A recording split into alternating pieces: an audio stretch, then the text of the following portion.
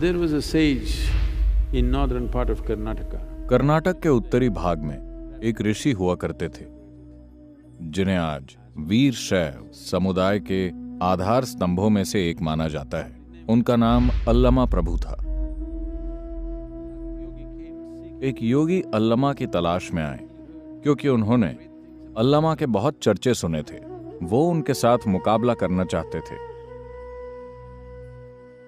ये योगी जो उनसे मिलने आए, उनकी उम्र लगभग 200 साल थी।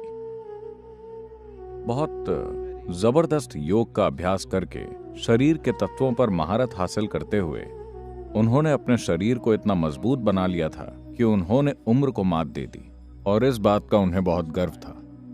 जिन लोगों को वो जानते थे वो सभी मर चुके थे, लेकिन वो जीवित थे और एक जवान आदमी की तरह मजबूत थे। उनका शरीर चट्टान की तरह था। तो वो अल्लमा के पास आए। वो एक नदी के किनारे पर मिले और उन्होंने अल्लमा से कहा, देखो, मैं ही असली योगी हूं। अगर तुम मेरी परीक्षा लेना चाहते हो You take your sword. तो अपनी तलवार लेकर मेरे सिर पर मारो और देखो क्या होता है। अल्लमा ने कहा, ठीक है, और अपनी तलवार ली और उनके सिर पर दे मारी। तलवार ऐसे वापस उछली जैसे किसी चट्टान से टकराई हो।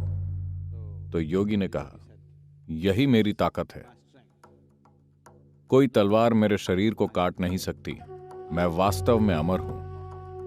फिर उसने पूछा, तुम क्या कर सकते हो? अल्लमा हंसे और बोले, आप भी अपनी तलवार से वार करो। योगी को संकोच हुआ क्योंकि अल्लमा चट्टान की तरह मजबूत नहीं दिख रहे थे, वो सामान्य दिख रहे थे। अल्लमा बोले, तलवार उठाओ, घबराओ मत। तो उन्होंने तलवार उठाई और पूरी ताकत से उनके सिर पर वार किया। तलवार उनके शरीर से सीधे ऐसे निकल गई जैसे हवा से होकर गुजरी हो। योगी का वार जमीन से टकराया और योगी संतुलन खोकर नीचे गिर गया। उसने पूछा, ये क्या है? उन्होंने कहा, ये या वो नहीं है, ये शिव है। ये नहीं है और वो भी नहीं है। If it is this or that. अगर ये हो या फिर वो हो तो इसमें कुछ गुण होंगे। ना तो ये है और ना ही ये वो है। ये शिव है, ये वो है जो है ही नहीं।